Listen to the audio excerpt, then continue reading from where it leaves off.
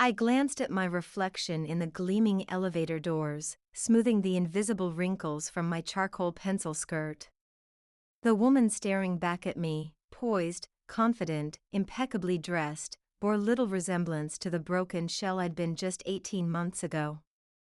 The memory of Simon's words still burned, even now. "You're just a shadow, Eliza. A shadow of Vivian. And honestly, I prefer the real thing." The elevator doors slid open with a soft chime, revealing the sleek reception area of Blackwell Partners. Modern art adorned pristine white walls, and the receptionist's smile was as polished as the marble floors. "Ms. Vaughn," she greeted me warmly. "They're waiting for you in the Aspen conference room." I nodded, adjusting my grip on my leather portfolio. This meeting represented everything I'd fought for since that devastating night, the culmination of countless late hours, strategic career moves, and a reinvention so complete that sometimes I barely recognized myself. With every click of my Louboutins against the marble floor, I felt the weight of expectation pressing down on me. Eliza Vaughn. I turned at the sound of my name, coming face to face with Mason Blackwell, the firm's founder and my earliest champion after the divorce. "Mason." I reached out to shake his hand. "Thank you for arranging this meeting." He smiled, crow's feet deepening around his eyes. "They don't know you're coming. I thought it would be more interesting this way." A jolt of adrenaline shot through me. "They don't know it's me? Does that mean?" "It means," Mason interrupted gently, "that today's going to be quite illuminating for everyone involved." My heart hammered against my ribs as we approached the conference room. Through the glass walls, I could see a gathering of impeccably dressed professionals, and there, her back to me, sat a woman with honey blonde hair styled in the loose waves I once spent hours trying to emulate. Mason pushed open the door, and the conversation inside halted. "Ladies and gentlemen," he announced, guiding me forward, "I'd like to introduce Eliza Vaughn, our new Director of Strategic Development." The moment stretched like taffy as I moved into the room, my gaze locking with stunned hazel eyes across the polished table. "Vivian," I acknowledged with a calm I didn't feel. "Eliza," she whispered, her perfectly painted lips forming my name as if it were a foreign language. And then, rising from the chair beside her, his face draining of color, "Simon." My ex-husband stared at me as though I were a ghost. In a way, I suppose I was. The ghost of a woman he had discarded and dismissed. "Excellent," Mason continued, seemingly oblivious to the tension crackling through the air. "As you may not be aware, Vivian's team at Harrington Enterprises will be working directly under Eliza's division for the duration of this merger." I smiled, feeling the room tilt on its axis. "I look forward to a productive partnership." 18 months ago, Simon had left me for Vivian, calling me nothing but her shadow. Now I stood before them both, not as a shadow, but as their superior. The meeting was about to begin, and with it, a reckoning none of us had anticipated. I settled into the leather chair at the head of the conference table, acutely aware of Vivian's wide-eyed stare and Simon's ashen face. The portfolio before me contained every detail of the Harrington-Blackwell merger, a project I'd been overseeing for months without realizing the ironic twist fate had in store for me. "As you're all aware," Mason began, "this merger represents a significant shift in market strategy for both companies. Eliza has been instrumental in structuring the framework, and she'll be overseeing the integration process." I slipped seamlessly into my professional persona, the one I'd cultivated so carefully in the aftermath of my personal destruction. "Thank you, Mason. Before we dive into specifics, I'd like to understand the current challenges the Harrington team has identified." My gaze swept the room, deliberately skipping over Simon to land on Vivian. Perhaps Mrs. Harrington Rhodes would like to begin? The use of her hyphenated surname, my former surname paired with hers, landed like a dart. Vivian shifted in her seat, her composure visibly cracking at the edges. Of course, she managed, shuffling through her papers. Her diamond wedding ring, the one that had once adorned my finger, caught the light. Our main concern revolves around personnel integration and maintaining client relationships during the transition. I nodded, making a note. And have you prepared the retention plan I requested last week? Confusion flickered across her face. I wasn't aware. The email was sent Wednesday, I interjected smoothly. It outlined several deliverables required for today's meeting. Simon cleared his throat. Vivian's been out of the office since Tuesday. Family emergency. The unspoken hung heavy between us. Once, Simon would have called me during any family crisis. Now, that privilege belonged to the woman whose department I was effectively taking over. I see, I replied. Well, we'll need to expedite that plan. The board is expecting a comprehensive strategy by Friday. I turned my attention to the slideshow I'd prepared, launching into a detailed overview of the integration timeline. As I spoke, I felt a strange detachment, as if I were watching the scene unfold from somewhere above. 18 months earlier, I had been curled in the fetal position on our bedroom floor, mascara streaking down my face as Simon packed his bags. I never meant for it to happen this way, he'd said, his voice strained with a mix of guilt and impatience. But Vivian, she's everything I've been looking for. You've always been like a shadow of her, trying so hard to be something you're not. And honestly, I prefer the real thing. His words had sliced through me, severing what I thought was an unbreakable bond. 9 years of marriage, dissolved in a single sentence. Now, watching him squirm under my professional scrutiny, I felt a vindication so sweet it was almost painful.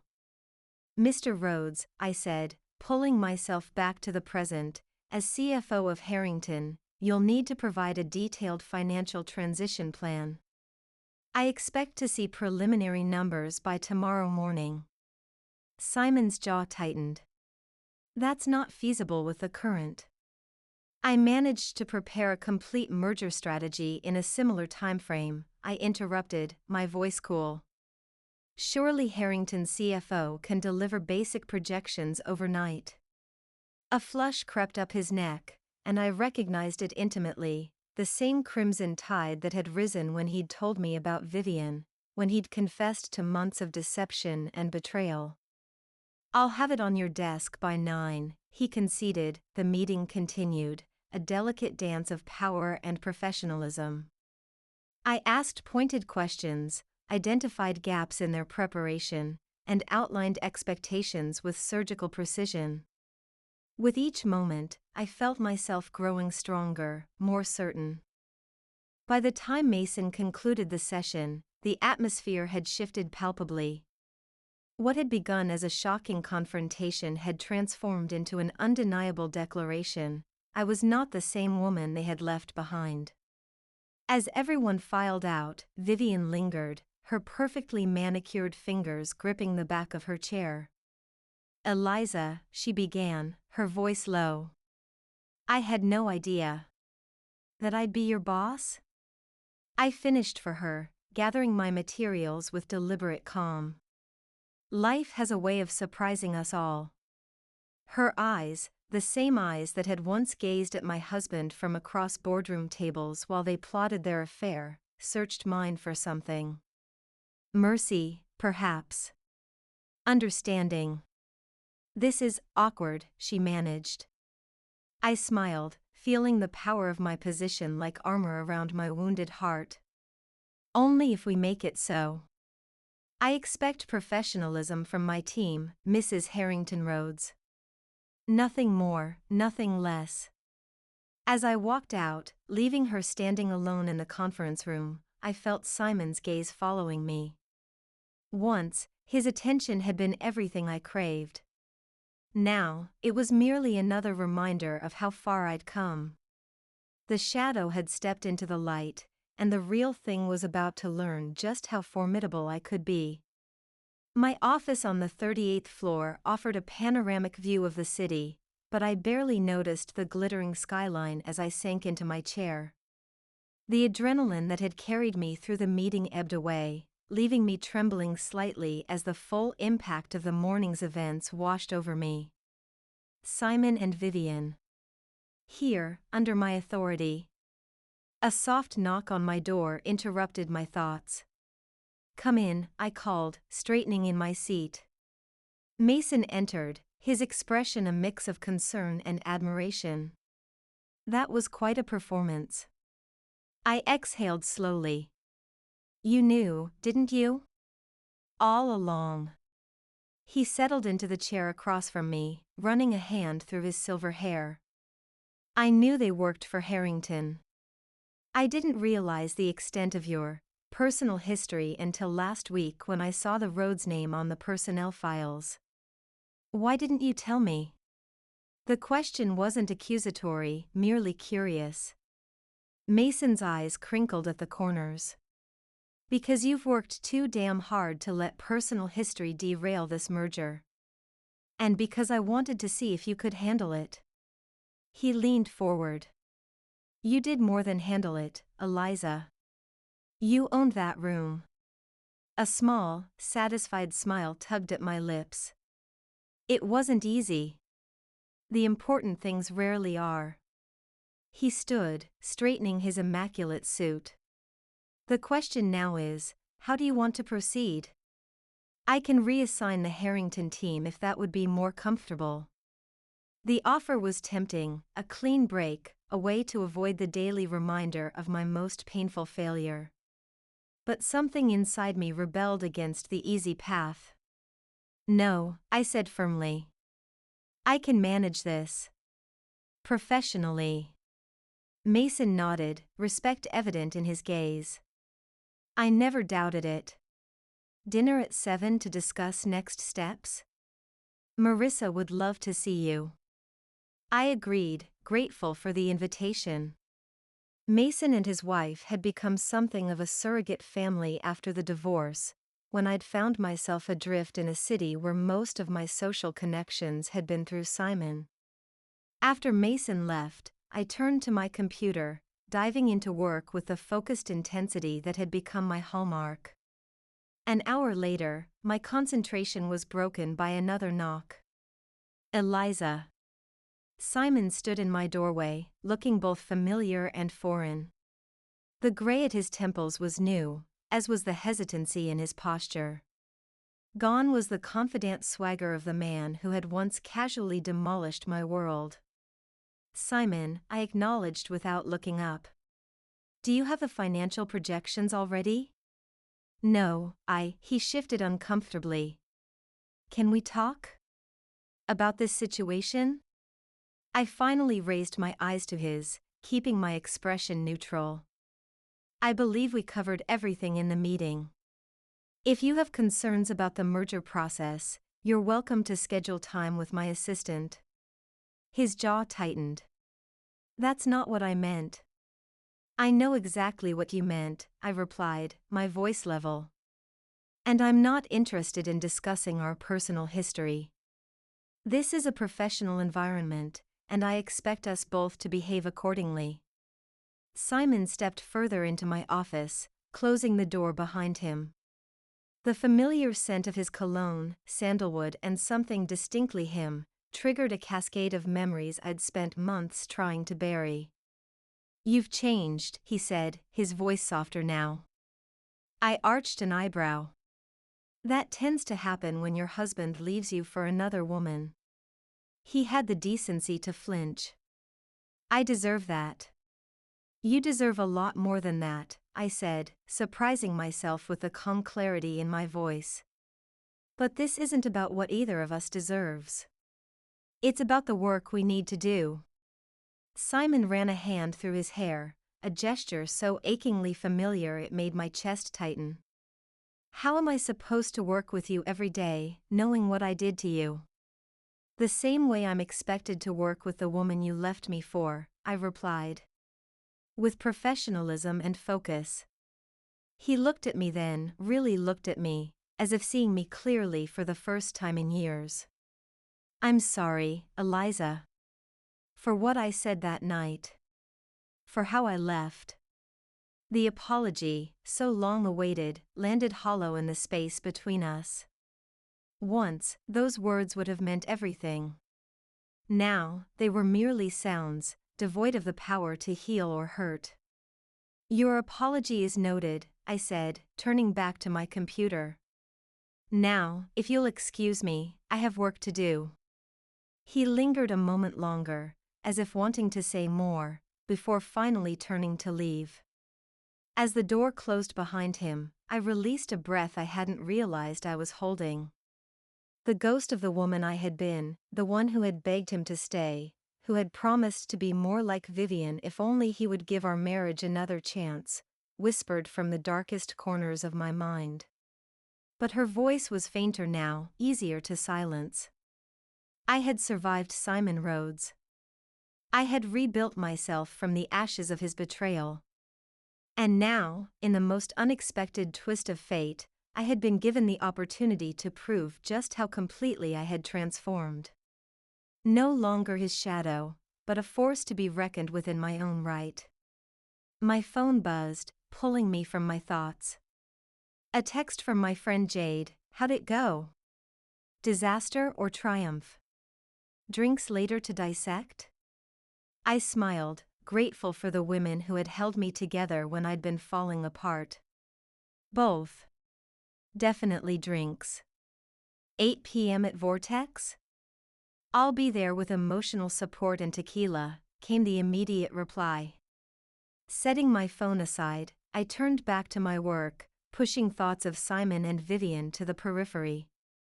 They had occupied enough of my mental real estate over the past 18 months. Today, I had a merger to manage and a reputation to uphold. The shadow had work to do. Vortex was humming with the energy of a Friday night, but our corner booth offered a bubble of relative quiet.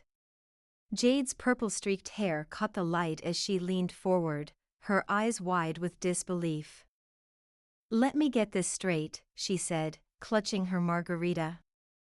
Not only is your ex-husband working for the company you're merging with, but his new wife, the one he left you for, is now essentially your subordinate? I nodded, taking a sip of my own drink. The tequila burned pleasantly down my throat. Life has a twisted sense of humor. That's not humor, Eliza. That's karma. Jade shook her head, a satisfied smile playing on her lips. Did you see their faces when they realized who you were? Simon looked like he'd seen a ghost, I admitted, allowing myself a small smile.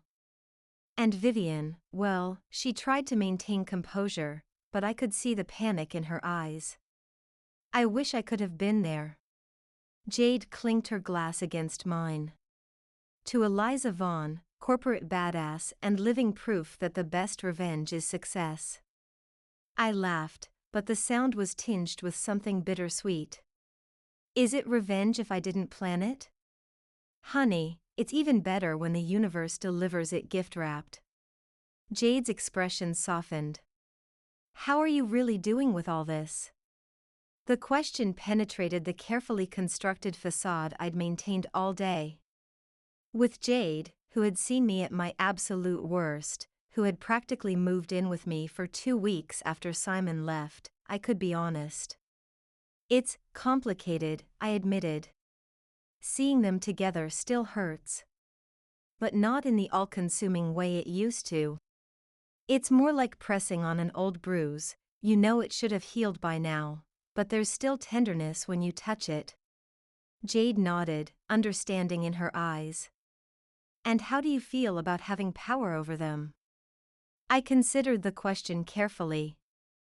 I'd be lying if I said there wasn't some satisfaction in it. But it's not about punishing them. It's about showing them, showing myself, that I'm more than what Simon reduced me to that night. The memory of his words flooded back, as vivid as if they'd been spoken yesterday. You're just a shadow, Eliza. A shadow of Vivian. And honestly, I prefer the real thing. I'd spent 9 years with Simon, building what I thought was a solid marriage.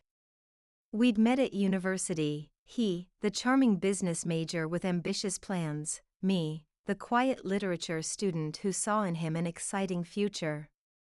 When he'd proposed after graduation, I'd thought I was the luckiest woman alive. Over the years, as Simon's career flourished, I had molded myself to fit his lifestyle. I'd abandoned my dreams of teaching to take a corporate job that aligned better with his social circle. I'd learned to host the dinner parties he deemed important for networking, to dress the way his colleagues' wives dressed, to laugh at jokes I didn't find funny. And then Vivian Harrington had swept into our lives, brilliant, confident, effortlessly fitting into the world I had worked so hard to adapt to. Simon had been assigned to work with her company, and suddenly, late nights at the office became the norm. Business trips multiplied. And I, the dutiful wife, had suspected nothing until the night he packed his bags. You know what the worst part was? I said, pulling myself back to the present. It wasn't just losing him. It was realizing that I had lost myself long before that. I had become exactly what he wanted, or so I thought, only to discover it wasn't enough. That I wasn't enough. Jade reached across the table, squeezing my hand. But look at you now. You found yourself again. The real Eliza, not Simon's version of you. I smiled, feeling the truth in her words. After Simon left, I had been forced to rediscover who I was beneath the layers of persona I'd adopted to please him. I'd reconnected with my passion for strategy and development, leveraging my corporate experience into a career path I genuinely loved. I'd remembered the woman who spoke her mind, who had opinions worth hearing, who didn't need to contort herself to fit someone else's ideal. The real irony, I mused, is that if he hadn't left, I might never have found this version of myself. The version that's now technically his boss. Jade's laugh was delighted. Now that's what I call a glow-up. So what's the plan? How are you going to handle working with them? Professionally, I said firmly. This merger is too important to sabotage with personal drama. I need to prove, to Mason, to the board, but mostly to myself, that I can rise above it. Very mature, Jade said, though her tone suggested she was slightly disappointed by my restraint. But if you change your mind about a little professional revenge, I've got ideas. I shook my head, smiling despite myself. I'm sure you do. But the best revenge isn't making them suffer, it's showing them that I've thrived without them. As we finished our drinks and parted ways, Jade's words echoed in my mind, the best revenge is success. By that measure, I had already won. I had the career, the confidence, and the clarity I'd lacked during my marriage. Yet as I climbed into a taxi headed for my loft apartment, I couldn't help but wonder if success alone would be enough to finally exorcise the ghosts of Simon's betrayal. Or if seeing him daily, seeing them together, would reopen wounds I'd thought were finally healing. Either way, Monday morning would bring a new chapter in a story I never expected to revisit. And this time, I would be the one holding the pen. Monday arrived with the relentless inevitability of sunrise. I prepared for work with particular care, selecting a crimson sheath dress that conveyed both authority and confidence. The woman in the mirror looked nothing like the shadow Simon had described. She was vibrant, determined, complete unto herself. The transition team meeting was scheduled for 9, and I arrived early to review my notes. The conference room filled gradually, various department heads from both companies filing in with coffee and anxious expressions. Mergers always bred uncertainty, and this one was no exception. Simon entered alongside Vivian, their body language stiff and formal. I noted with a flicker of satisfaction that both looked as though they hadn't slept well. Vivian's usual flawless appearance was marred by the faintest hint of dark circles beneath her eyes, while Simon's tie was slightly askew, a detail the perfectionist I'd married would never have overlooked. "Good morning, everyone," I began once the room had settled. "Today we'll be establishing working groups to address various aspects of the integration process." I moved through the agenda with practiced efficiency, assigning teams and outlining deliverables. When it came time to discuss the finance transition, I looked directly at Simon. "Mr. Rhodes, I'll need you to work closely with our finance director, Marcus Chen. You'll be reporting directly to him for the duration of this project." A muscle in Simon's jaw twitched. Being subordinate to someone else clearly ranked him, especially when that someone else was appointed by his ex-wife. "Marcus is out today, but I've arranged for you two to meet tomorrow," I continued. "In the meantime, did you complete the financial projections I requested?" Simon slid a folder across the table. "It's all there, including several alternative scenarios we should consider." The emphasis on "we" wasn't lost on me. Simon had always been territorial about his financial models, preferring to present them personally rather than have them interpreted by others. Now, I had the authority to delegate that task elsewhere. "Thank you," I said, handing the folder to my assistant without opening it. "I'll have Marcus review these and circle back if he has questions." The flash of irritation in Simon's eyes was quickly masked, but I caught it, as I'd caught so many of his micro-expressions during our years together. Once, I might have adjusted my approach to soothe his ego. Now, I simply moved on. "Mrs. Harrington Rhodes," I continued, turning to Vivian, "you'll be working with our HR director on personnel integration. We need to identify redundancies and develop retention strategies for key staff." Vivian nodded, her expression carefully neutral. "Of course." The meeting progressed smoothly from there, each task delegated with clear expectations and timelines. As we concluded, I felt a sense of accomplishment. I had faced them both with professionalism and poise, showing no hint of the emotional turmoil their presence stirred within me. As the room emptied, Vivian approached my table, her movements hesitant. "Eliza, do you have a moment?" I glanced at my watch. "I have another meeting in 10 minutes. What can I help you with?" She lowered her voice, glancing around to ensure no one was within earshot. "I think we should talk about the situation." "The merger?" I asked, deliberately obtuse. "You know what I mean." A hint of frustration colored her tone. "This arrangement. It's awkward for everyone involved." I gathered my materials, keeping my movements unhurried. "Perhaps. But awkwardness is a feeling, not a fact. We can choose to work past it."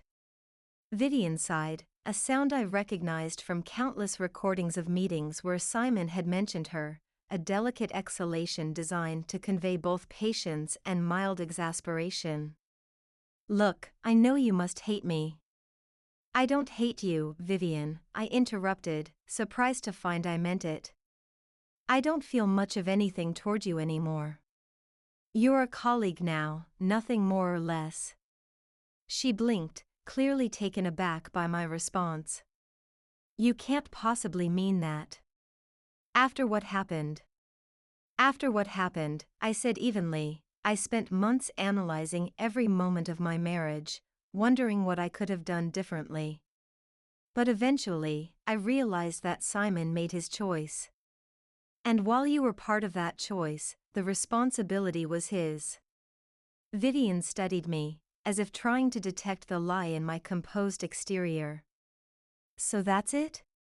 We just pretend none of it happened? We don't pretend anything. We acknowledge reality. You're now married to my ex-husband, and I'm overseeing a merger that involves both of you. We can make this unnecessarily difficult, or we can be adults about it. A flicker of something, respect, perhaps, crossed her features. I never expected you to be so pragmatic about this. I smiled thinly. One of many ways I've surprised myself since Simon left. The unspoken hung between us, that Simon had mischaracterized me, had failed to see the strength and adaptability at my core. For what it's worth, Vivian said quietly, I am sorry for how things happened. The affair, it wasn't planned. Few affairs are, I replied, lifting my portfolio. Now, if you'll excuse me, I need to prep for my next meeting.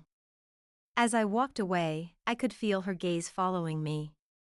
The conversation had not gone as she expected, the confrontation she'd been bracing for had failed to materialize. Instead, she'd been met with a woman who refused to be defined by her husband's betrayal, a woman who had emerged from the chrysalis of heartbreak transformed. The rest of the day passed in a blur of meetings and calls, and it was nearly 7 before I finally packed up to leave. As I stepped into the elevator, a hand shot out to stop the doors from closing. Simon. We descended in awkward silence for several floors before he spoke. You meant what you said to Vivian. About not hating her. It wasn't a question, but I answered anyway. Yes. He turned to look at me, his expression unreadable. What about me? Do you hate me, Eliza? The question hung in the air between us, weighted with our shared history. No, I said finally. I don't hate you, Simon. That would require energy I'm no longer willing to expend on our failed marriage. The elevator reached the lobby, doors sliding open with a cheerful ding that felt at odds with the heaviness of our conversation. Good night, Simon, I said, stepping out. He caught my arm, his touch sending an unwelcome current through me. Eliza, wait. Can we talk? Really talk? Just coffee or something? I gently but firmly removed his hand. There's nothing left to say. We've both moved on. Let's keep it that way. As I walked out into the cool evening air, I felt his eyes on me once more. But the sensation no longer held the power it once did. Simon Rhodes was now just another person from my past, a chapter closed, a lesson learned. The shadow had finally stepped fully into the light of her own making. The week progressed with the frenetic energy typical of corporate mergers. Each day brought new challenges, as systems were integrated, workflows disrupted, and personalities clashed. Through it all, I maintained my composed exterior, even as I navigated the minefield of working alongside Simon and Vivian. On Thursday afternoon, Mason called me into his office, his expression grave. We have a problem with the Harrington side, he said without preamble. Financial discrepancies that weren't disclosed during due diligence. My stomach tightened. What kind of discrepancies? Mason slid a folder across his desk. Take a look. Inside were financial statements showing a pattern of accounting irregularities, nothing overtly illegal, but enough creative bookkeeping to paint a rosier picture of Harrington's financial health than reality warranted. This falls under Simon's purview, I said, feeling a cold dread settle over me. As CFO, he would have overseen these reports. Mason nodded grimly. Exactly. Which is why I need you to handle it. Me? I looked up sharply. Surely this constitutes a conflict of interest. On the contrary, Mason said, his voice measured. You're uniquely positioned to understand Rhodes's methods. And more importantly, I trust your judgment. This situation requires someone who can be objective despite personal history. The irony was not lost on me. Once, my judgment about Simon had been catastrophically flawed. Now, I was being asked to assess his professional integrity. "What do you want me to do?" I asked. "Confront him. Get to the bottom of this before we proceed any further with the merger." I nodded, already mentally preparing for a conversation I'd hoped to avoid. And if he was knowingly involved in misrepresenting Harrington's financials? Mason's expression hardened. Then we reevaluate everything, including his role in the merged company. As I returned to my office, the weight of this new responsibility pressed down on me. I had spent months carefully constructing professional boundaries with Simon, keeping our interactions strictly business. Now, I would have to confront him about potential financial misconduct, a conversation that would inevitably blur the lines between past and present. I called Simon's office, keeping my voice neutral when his assistant answered. "This is Eliza Vaughn. I need to speak with Mr. Rhodes immediately." "It's urgent." 10 minutes later, Simon appeared in my doorway, his expression guarded. "Your assistant said it couldn't wait?" "Close the door," I instructed, gesturing to the seat across from my desk. He complied, settling into the chair with a wariness that suggested he already sensed trouble. "We've discovered irregularities in Harrington's financial reporting," I said without preamble, sliding the folder across my desk. Simon's face remained impassive as he flipped through the documents, but I caught the subtle tightening around his eyes, a tell I'd learned to recognize during our marriage. He was worried. "These are standard accounting practices," he said finally, his voice carefully measured. "They're aggressive interpretations, at best," I countered. "And they consistently misrepresent Harrington's financial position." Simon leaned forward, his expression hardening. "What exactly are you suggesting, Eliza?" "I'm not suggesting anything. I'm asking you directly, were you aware of these practices? And if so, why weren't they disclosed during due diligence?" A muscle worked in his jaw. "This feels an awful lot like a personal vendetta masquerading as professional concern." The accusation stung, but I kept my expression neutral. "This has nothing to do with our history. This is about the integrity of the merger." Simon's laugh was bitter. "Nothing to do with our history? Really? You suddenly discover financial irregularities after being put in charge of a merger involving your ex-husband, and I'm supposed to believe it's purely professional?" I felt heat rising in my cheeks. "The irregularities were discovered by our financial team. I'm simply the messenger." "A convenient messenger," he shot back. "Answer the question, Simon. Were you aware of these practices?" He stood abruptly, pacing the length of my office. "Of course I was aware. I'm the CFO.